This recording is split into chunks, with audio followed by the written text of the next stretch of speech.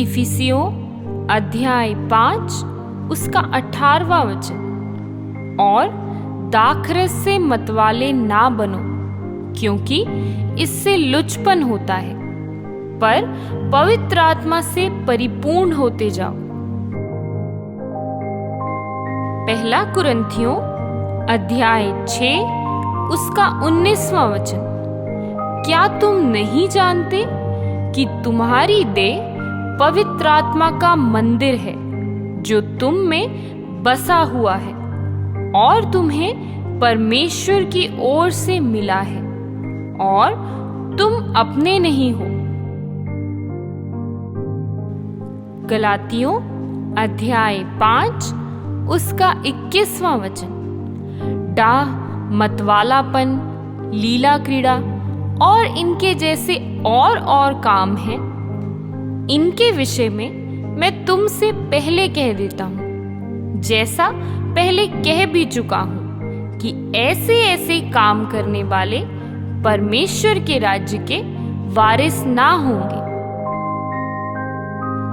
पहला कुरिन्थियों अध्याय 5 उसका 11वां वचन। मेरा कहना यह है कि यदि कोई भाई कहलाकर व्याभिचारी या लोभी या मूर्ति पूजक या गाली देने वाला या पियक्कड़ या अंधेर करने वाला हो, तो उसकी संगति मत करना, वरन ऐसे मनुष्य के साथ खाना भी ना खाना।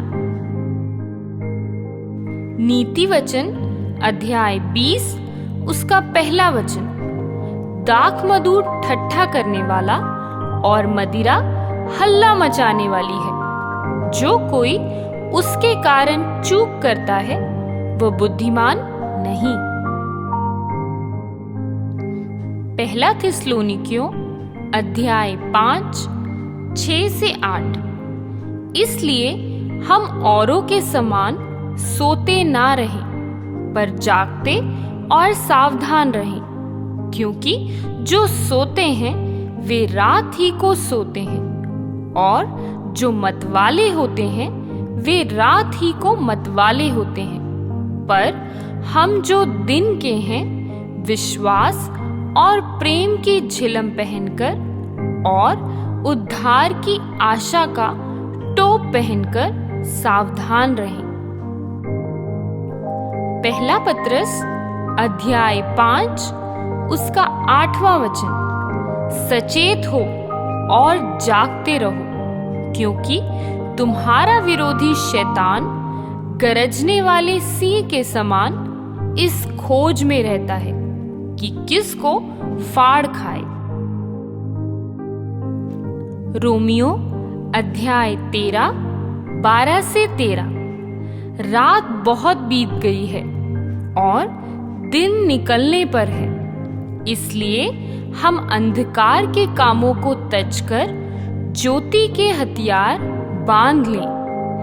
जैसे दिन में, वैसे ही हमें उचित रूप से चलना चाहिए, ना कि लीला क्रीड़ा और पियक्कड़पन, ना व्याभिचार और लुचपन में, और ना झगड़े और ईर्ष्या में। इफिसियों अध्याय 4 उसका 22वां वचन। कि तुम अपने चाल चलन के पुराने मनुष्यत्व को, जो भरमाने वाली अभिलाषाओं के अनुसार भ्रष्ट होता जाता है, उतार डालो,